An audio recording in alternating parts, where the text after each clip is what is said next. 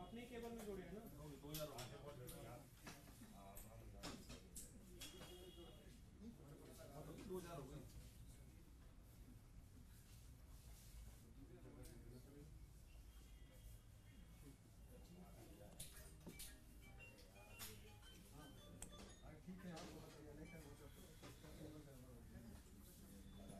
नहीं वो करा दिया था दादा माइक ऑन कर देना टीम वाला। एक एक में करो अपना तो कर ले। चलो हाँ नहीं माइक ऑन कर दो। फ्रेम दे रखा है नहीं लाइव भी यहाँ से नहीं जाएगा बाहर से जाएगा। ऋषभ कैसे भाई वो ऑन कर देना टीम वाला आराम से।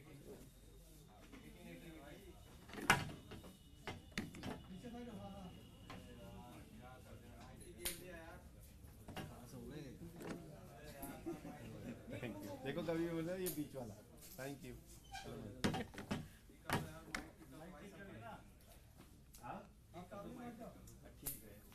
हाँ जी शुरू करिए। कोई नहीं, कैमरा आगे कर लीजिए, कैमरा आगे कर लीजिए। हो जाएगा।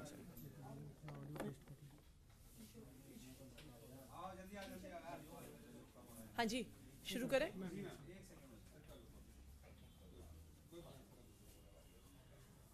सही है। रोलिंग।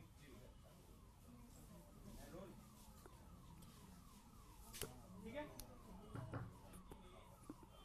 सभी पत्रकार साथियों को मेरा नमस्कार। जैसा कि आप सब जानते हैं कि दिल्ली के मुख्यमंत्री अरविंद केजरीवाल जी को तथाकथित शराब घोटाले में केंद्र सरकार की एजेंसी ईडी इन्फोर्समेंट डायरेक्टोरेट कई समन भेज चुकी है। इस शराब घोटाले के बारे में हम पिछले 2 साल से सुन रहे हैं। ये एक ऐसा घोटाला है जिस पे केंद्र सरकार ने अपनी सारी एजेंसी लगा दी, सारे अफसर लगा दिए। इस तथाकथित घोटाले की जांच में पिछले 2 साल से 500 से ज्यादा अफसर लगे हुए हैं। लेकिन मुझे ये लगता है कि भारत के इतिहास में यह पहला ऐसा घोटाला होगा जो बिना पैसे का घोटाला है। यह पहला ऐसा घोटाला होगा जहां पर 1 रुपया भी किसी एजेंसी को बरामद नहीं हुआ है। इस देश में जब भी घोटालों की बात हुई, सीबीआई ने रेड करी, ईडी ने रेड करी, तो कभी किसी के घर से कैश मिलता है, कभी किसी के घर से सोना मिलता है, कहीं से प्रॉपर्टी के कागजात मिलते हैं, कहीं शेल कंपनियों के कागज मिलते हैं।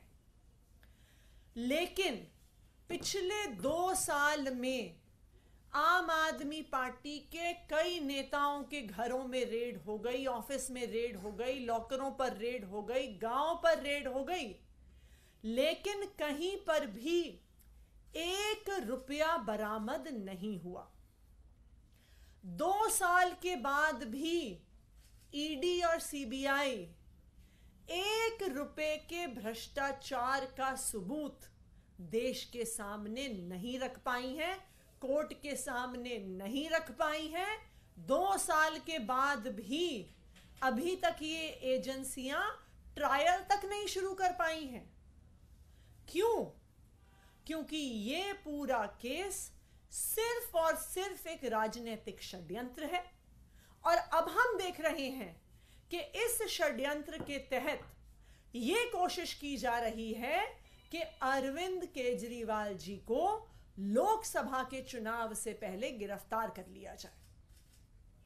भारतीय जनता पार्टी ये चाहती है कि लोकसभा के चुनाव में अरविंद केजरीवाल जी प्रचार ना कर पाए। यही कारण है कि जस्ट लोकसभा के चुनाव से पहले अरविंद केजरीवाल जी को समन पे समन भेजा जा रहा है। लेकिन यह नहीं बताया जा रहा कि उनको समन कर क्यों रहे हैं। क्या उन्हें एक विटनेस के तौर पे समन कर रहे हैं? क्या उन्हें एक अक्यूज्ड के तौर पे समन कर रहे हैं? क्या उन्हें दिल्ली का मुख्यमंत्री होने के नाते समन कर रहे हैं? क्या उन्हें आम आदमी पार्टी का नेशनल कन्वीनर होने के नाते समन कर रहे हैं? ये ईडी कुछ भी बताने को तैयार नहीं है। इसलिए बताने को तैयार नहीं है क्योंकि ये जो समन है और ये जो गिरफ्तार करने का इरादा है, इसका किसी भी जांच से कोई भी लेना देना नहीं है। ये सिर्फ और सिर्फ अरविंद केजरीवाल को लोकसभा के चुनाव से पहले गिरफ्तार करने की साजिश है। ये भारतीय जनता पार्टी ने अब अपना एक स्टैंडर्ड ऑपरेटिंग प्रोसीजर बना लिया है। देश में एक कानून बना है PMLA, prevention of money laundering act.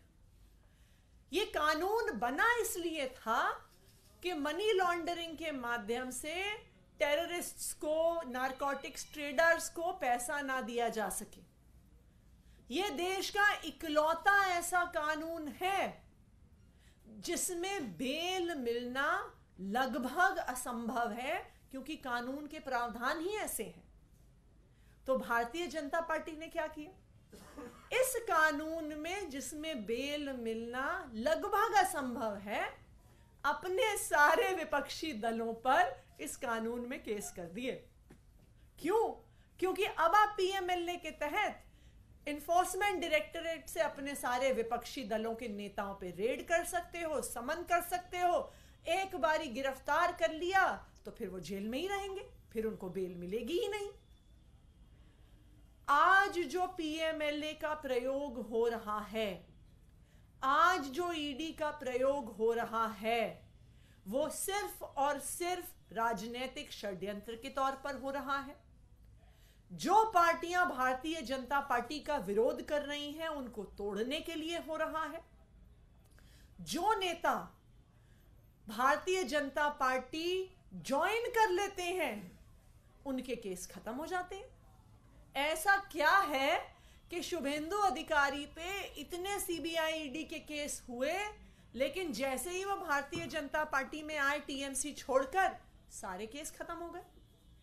ऐसा क्या है कि हेमंत बिस्व शर्मा पे सीबीआई ईडी के इतने केस हुए, लेकिन जैसे ही वो भारतीय जनता पार्टी में आए तो सारे केस खत्म हो गए।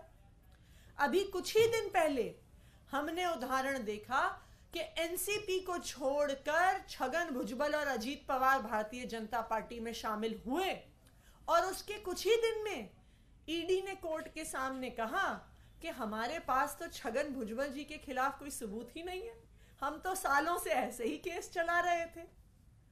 तो ये क्या दिखाता है?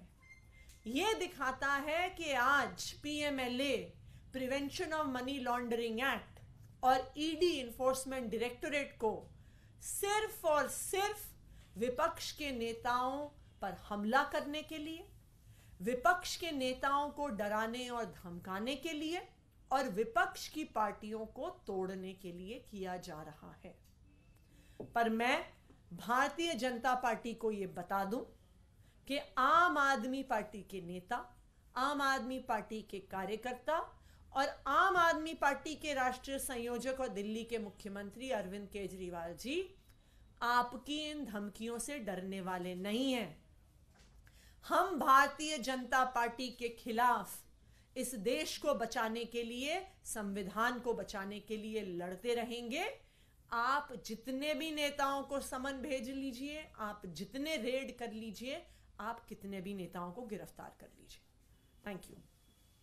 लेकिन बीजेपी आरोप लगा रही है कि आप लोग एक तरह से विक्टिम कार्ड प्ले कर रहे हैं। जब जांच की बात होती है तो जांच में सहयोग करना चाहिए, लेकिन भाग क्यों रहे हैं अगर कुछ गलत नहीं किया है तो? हम तो बार बार ये पूछ रहे हैं कि आखिर ईडी बताए तो सही, वो पूछना क्या चाहती है।